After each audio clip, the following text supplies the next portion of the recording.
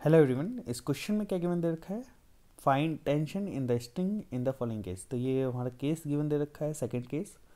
इससे पहले वाले केस में इससे पहले वाले वीडियो में हम लोगों ने फर्स्ट केस को डिस्कस किया था। ठीक है। अब इस क्वेश्चन में क्या है, देखिए अगर आप ध्यान से देखें तो यहाँ पे तीन ब्लॉक कनेक्टेड है, 4 kg, 4 kg और 2 kg। ठीक है। और ये स्ट्रिंग से कनेक्टेड है इस तरीके से। ठीक है। अब अगर आप मैं यहाँ पे फ्री बॉडी डायग्राम बनाऊँ तो ये नीचे की ओर 40 न्यूटन फोर्स लगेगा, यहाँ पे 20 न्यूटन फोर्स लगेगा। अब देखिए यहाँ पे ये जो हॉरिजॉन्टल सरफेस है ये भी रफ सरफेस है। अगर ये रफ सरफेस नहीं होता, स्मूथ सरफेस होता, तो ये वाला ब्लॉक नीचे की ओर मूव कर रहा होता, ये ऊपर की ओर मूव कर रहा होता, ये वाला ब्लॉक इधर मूव कर रहा होता। ठीक। चलिए, बट अब देखिए क्योंकि ये वाला सरफेस कैसा है, रफ सरफेस है, तो यहाँ पे एक फ्रिक्शन लगेगा। अब हमें ये पता है कि अगर ये रफ सरफेस नहीं होता तो ये वाला ब्लॉक इधर जाएगा, इधर जाता, तो फ्रिक्शन फोर्स क्या करता, अपोज करता, इधर लग के अपोज कर रहा होता।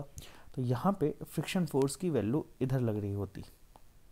बात आती है कि फ्रिक्शन फोर्स की वैल्यू कितनी होती, डेट उसकी वैल्यू होती है म्यू इंटू एन। तो फ्रिक्शन फोर्स की वैल्यू होगी म्यू इंटू एन। अगर आप यहाँ पे देखें तो ये 4 kg का ब्लॉक है, तो एम जी नीचे लगेगा और नॉर्मल ऊपर लगेगा।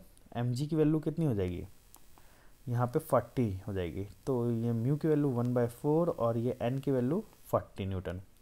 तो ये कट करेंगे तो यहाँ पे फ्रिक्शन फोर्स की वैल्यू आ रही है 10 न्यूटन, 10 न्यूटन। ठीक, ये बात आपको समझ आई। चलिए अब बात करते हैं कि ये वाला ब्लॉक नीचे की ओर ए एक्सेलरेशन से जा रहा है, ये वाला ब्लॉक ऊपर की ओर ये ए एक्सेलरेशन से इधर जा रहा है। ठीक है। अब देखिए समझिएगा इस चीज़ को, ये तो हमें समझ आ गया।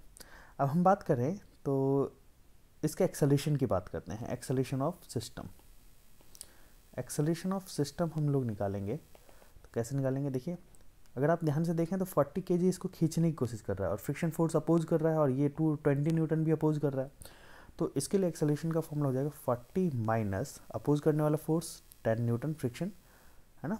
ये मैं फ्रिक्शन बना देता हूँ इसको, यहाँ पे opposite friction minus 20 is equal to पूरे सिस्टम का मास। पूरे सिस्टम का मास ये 4 kg वाला ब्लॉक, ये 4 kg वाला ब्लॉक और ये 2 kg वाला ब्लॉक। तो मतलब कि पूरे सिस्टम का मास कितना हो गया, 10 इंटू ए। अब देखिए ये हमारा 10 इंटू ए,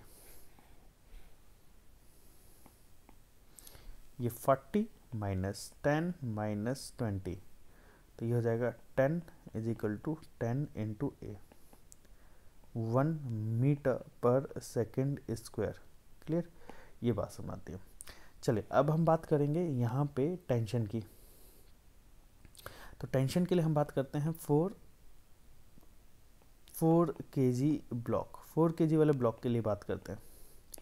तो 4 kg वाले ब्लॉक के लिए अगर आप ध्यान से देखें तो ये 4 kg वाला ब्लॉक, ये 4 kg वाला ब्लॉक, ऊपर टेंशन T, नीचे की ओर 40 न्यूटन, और ये नीचे की ओर ए एक्सेलरेशन से जा रहा है।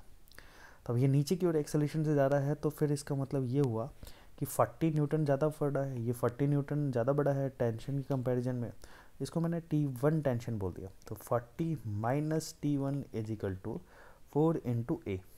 तो 40 minus T1 is equal to 4 into A की वैल्यू 1, तो यहाँ आ जाएगा 40 minus 4 is equal to T1 that is equal to 36 newton. ये हमारा टेंशन फोर्स आ गया। क्लियर, ये टेंशन फोर्स आ गया।